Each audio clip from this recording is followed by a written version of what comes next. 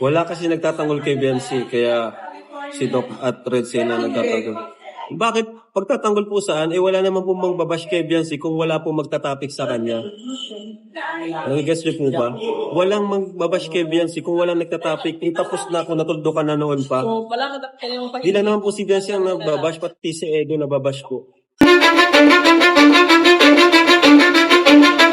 Cause I don't give a fuck what you say. Wala sila sinusunod na rules. Ibig sabihin, walang respeto sa kalingap. Kasi si Kuya Bal kasi, ano naman kasi si Kuya Bal eh. Hindi naman yan marunong magalit. Hindi naman marunong mag-swipe eh. Si Kuya Bal yung masusunod dito. Siya yung founder. So, kaya ganun. Wala silang pakialam talaga. So yun na guys, no? Good morning, good afternoon, and good evening po muli sa inyo lahat. Ito muli ang inyong lingkod, Batang LU. And ito at guys, at hindi na rin nakatiis, no? Si Kalingap Rab dahil sa sobrang ingay na. Bagay, hindi na talaga mapigilan, no? Nahirapan na pigilan yung mga nag-iingay, kaya andito siya para magsalita. And tingin ko talagang tumbok na tumbok niya kung sino at kanino nanggagaling talaga yung pinag-uumpisahan ng ingay. So, yan guys, at samahan po ninyo ako hanggang dulo ng video na ito at sabay-sabay natin bigyan ng reaction. And of course, bago tayo magtuloy-tuloy ay huwag natin kalimutan supportahan palagi ang buong Team Kalingap. Sa pangunguna po yan ni Kuya Val Santos Matubang, Ate Edna Vlogs, and of course, si Kalingap Rab. And don't forget na pindutin po yung like button. So yan guys, let's go. No? So, kahit anong gawin natin, tuloy pa rin sila. Di ba? Kasi nga, mabait si Kuya Bal. Ako po wala akong karapatan magpaalis.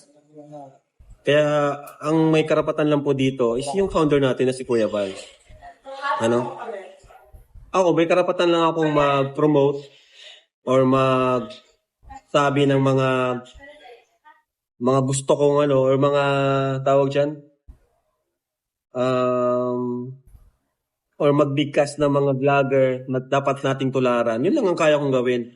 Pero yung magtanggal or magsabi na hindi ka kalingap, wala po yun. Hindi po ako si Kuya Bal lang po ang pwede magsabi ng ganun. Pero ako, may sarili akong kinoconsider na kalingap talaga yung ginagawa. Diba? Kaya ni Kuya Jason.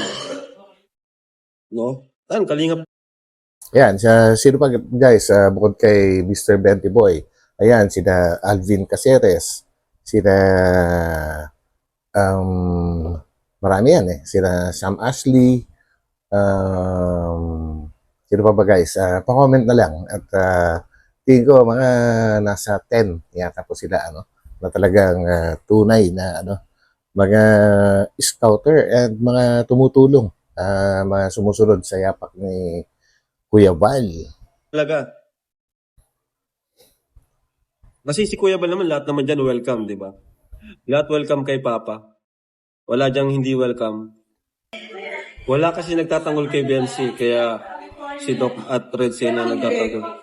Bakit? Pagtatanggol po saan, wala naman po magbabash kay Biancy kung wala po magtatapik sa kanya. Nag-guess niyo po ba?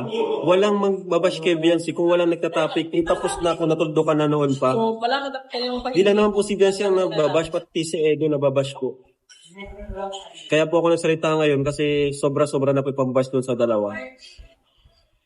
Tapos sasabihin nyo wala nagtatanggol kay Biancy kasi nga tinatapik kaya may nangbabash. Pero kung hindi siya tinatapik sa mga live, wala kayong mababasang bashing. So yun guys, ang linaw-linaw po paano ba nagkakaroon ng bashing? Siyempre, ang mga nambabash, 99.9% po ay nanggagaling sa mga viewers. And kung walang panonoodin, walang gumagawa ng kung walang nagtatapik, paano sila mambabash? Walang mangyayari sana, no? Pero hanggat may nag-iingay, hanggat may nagtatapik, either sa dalawa, si boy at saka si girl, hindi talaga matapos-tapos yan. At pinipigilan na nga patuloy pa rin sila. Yung iba, sa pag-iingay. So, yun yung isang gustong talakayin ni Kalinga Prab dito guys kasi kagaya ng sinasabi niya na wala siyang wala siya kulang yung power niya para pigilan yung mga gumagawa ng ganon. Isang tao lang ang pwedeng gumawa ng action.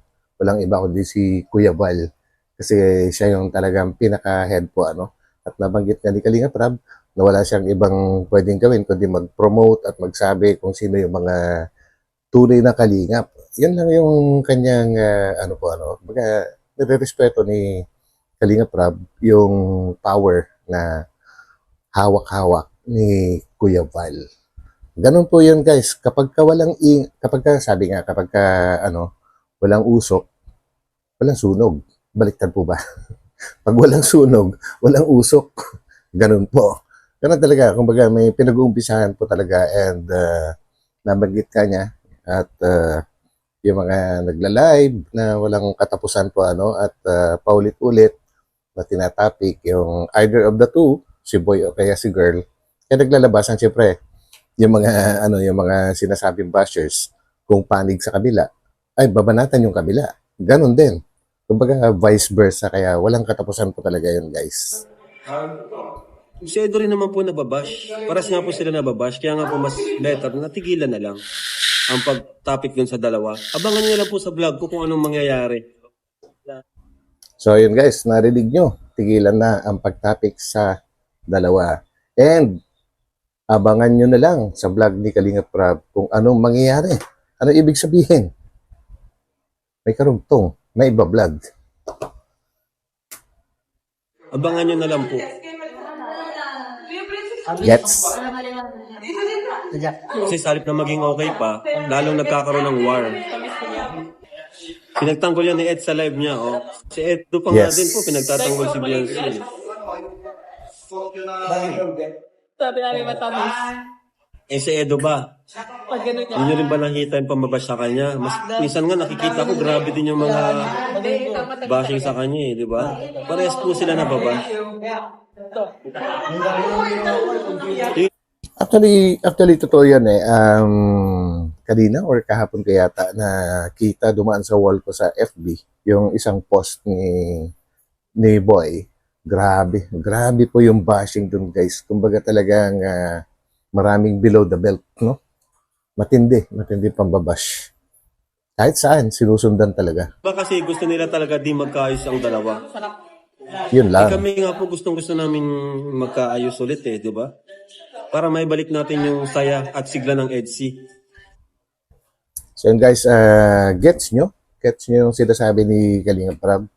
Kung sila nga sila Kalinga Prab ay gustong-gustong maibalik yung saya at sigla ng yan na. So ano ibig sabihin nun? Bahala na kayo mag-isip dyan guys. Gustong ibalik yung saya at sigla? So anong ibig sabihin? Yun na. Ayokong hanggat maaari kasi di ba sabi bawal reaksyonan pero nire-reaksyonan naman po natin dito is si Kalinga Prab. So yan. Di ba? Mas marami nagbabash kay Edo, may nagtatanggol pa. Si Edo nga, di nga niya may pagtanggol yung sarili niya kasi kilala ko yan Kung magsalita yan, isa lang, di na yung paulit-ulit. Hayaan na lang niyang mabash siya ng kung ano-ano. Sobrang bait lang talaga ni Kuya Bal Sobrang bait lang ni Kuya Bal. No? Ako, sakto lang, gusto kong tumulong din, gusto kong makatulong. Pero may hangganan ako. May hangganan ng pagtulong. Diba? Hindi naman palaging aasa na lang sa atin. Well, yung point ni Kalinga Prab kasi dito hindi yung tinutumbok niya rito is hindi yung mga hindi actually yung mga reactors kundi yung mga vloggers.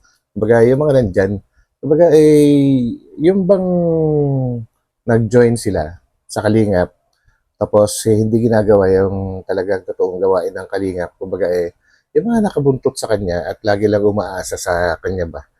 Pero alam nyo guys, kung tutuusin, napakaswerte po nila Kasi yung palang ipakilala sila ng kahit sino sa mag-ama. Either si Kalinga Prab or si Kuya Bal or si Ate Edna, ipakilala sila online. Ang laking advantage na yun. Pwede nang, ano yun gamitin na leverage para magamit mo sa yung channel. Makikilala ka na kaagad Gawin mo lang din yung ginagawa po nila. At kagaya po nila, yan, sina Alvin Caceres, sina Kalingap Edu, yan, sina Sam Ashley, at kung sino-sino pa, ay ganun po yung ginagawa nila. Kung baga tinutularan si Kuya Bal, alam ko, mahirap talagang gawin yun. Talagang mahirap, no? Kaya nga siguro hindi ginagawa ng mga iba dahil mahirap talaga yon. So, ginagawa na lang nila, bubuntot-buntot na lang, madali. Kumbaga, tapos batawag dyan, gawa ng mga issue-issue, yan, pera na kagad dyan. Yun ang alam ko na tinutumbok ni Kalingap Rab. Hindi lang niya talaga pwedeng sabihin ng detalyado kasi iba naman si Kalingap Rab. Kumbaga, mayroon din siyang pinaninindigan na pagkatao po, So, yun. Balanse. Balanse lang tayo. Kasi, syempre, gusto natin, mas, tipong, gusto nating matuto rin yung mga tinutulungan natin. Hindi lang palaging nakaasa sa atin. Yun. Eksakto.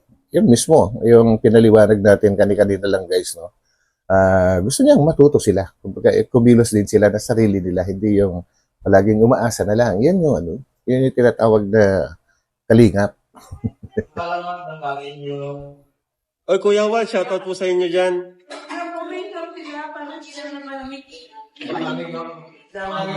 Ang nangyayari kasi, porque mabait si founder natin, wala na, hinahayaan na lang.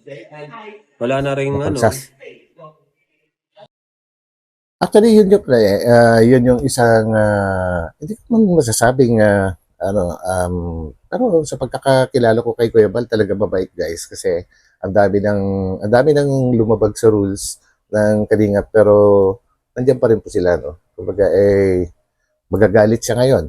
Magagalit siya ngayong oras na ito. Kinabukasan, wala pang 24 hours, kalmado na ulit siya at binabanggit na niya ulit yung tao na kung kanino siya nagalit. Kumbaga, binibiro na niya ulit. Ganon kasi kalambot yung puso ni Kuya Bal. Kaya, I think may masasabi si Kalingap Rab na anything na sobra ay hindi rin maganda. Kumbaga, kagaya ng kunwari, sobrang bait, mapagsasamantalahan. Kumbaga, hindi na irerespeto po kasi alam ng mga iba na kahit anong gawin po nila ay hindi sila mapaparusahan or hindi sila sisitahin. Kumbaga, ay maabuso yung kabaitan po ni Kuya Bal. And yun yung alam kong tinutumbok dito ni Kalingap Rab, guys.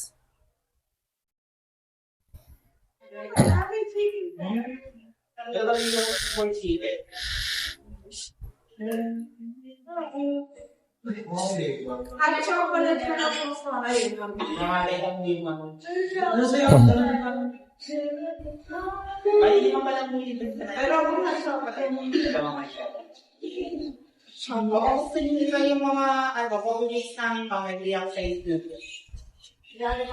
Mabait lang kay Kuya Bal, nag-away kanina.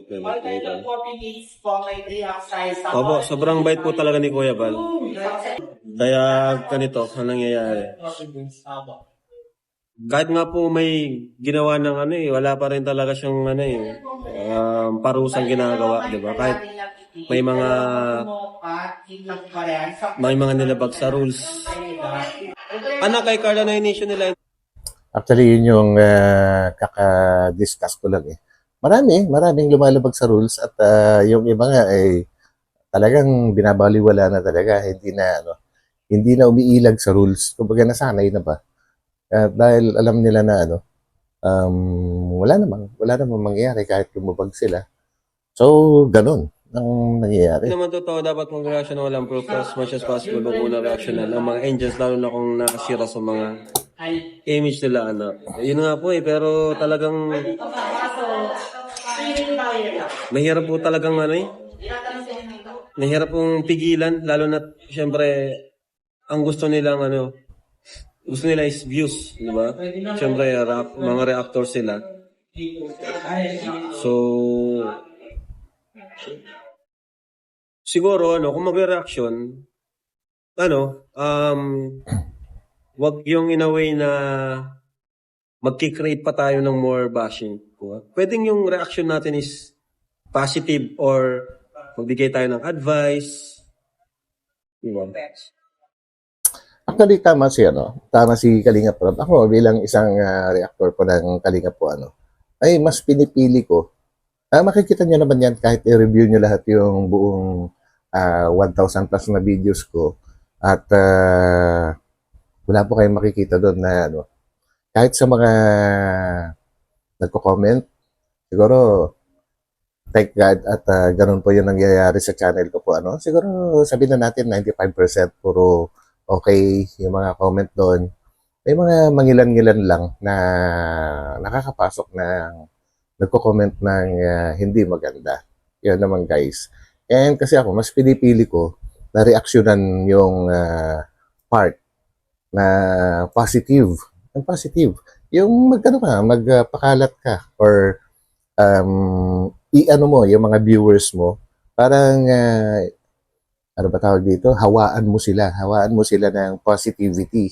Yung iba naman kasi guys, kanya-kanyang diskarte kasi yan. Kumbaga yung iba kung ano yung naumpisahan po nila na yung wala akong tinutumbok dito guys kung sino-sino pero may mga ganun. Alam nyo naman yan. Yung iba focus sa negative. Maraming views yun guys. Kapag kayo may mga tawag dito. May mga maritesan, may mga ganun. Tapos, basta yung may pagka-negative ang dating, mas maiintriga. Mas maiintriga yung mga viewers. Kagaya ng, kunwari, sabihin na kakasabi ni Kalinga Prab, kunwari, sabihin ng isang creator na si Carla, hindi na nag-aaral, mga ganun, bumagsak. Kasi napag-usapan na rin naman yan. Ay talagang maraming manunood doon kasi nga yung mga marites. Pero pagka yung puro positive yung yung nire-reactionan mo, mas na kasi yun, parang common na Pero kahit pa paano guys, marami pa rin naman na tumatangkilik. Kaya yun naman ang ating pinaninindigan po sa ating channel. Hawaan natin sila, ipakalat ang mga good vibes. So yun lang guys. Iba-iba, magkakaibang diskarte. Positive reaction. Okay naman maging mabait, pero sana inalagaan din ang reputasyon ng po. Totoo naman yun. Ito naman po yun. Dapat kasi yung susobra, totoo talaga na pag sobra is di rin okay. Kagaya ni Kuya Bal, sobrang bait. Kaya, ang nangyayari, ganito, walang masyadong takot sa mga rules. Pero kung si Mama ang niyan, iba si Mama eh. Kung si Ate Edna Vlogs ang masusunod dyan, nako. Actually, dati, mga 2 or 3 years ago po, nag-aano din si Ate Edna. May mga nasampulan na nga po dati. Iba din si Mama talaga, strict yun, strict. Pero ako syempre, kahit anak ako ni Kuya Bal, di ako nangingialam sa mga plano niya. Ano lang ako, nag-mission ako sa sarili ko lang na, yung hawak kong grupo.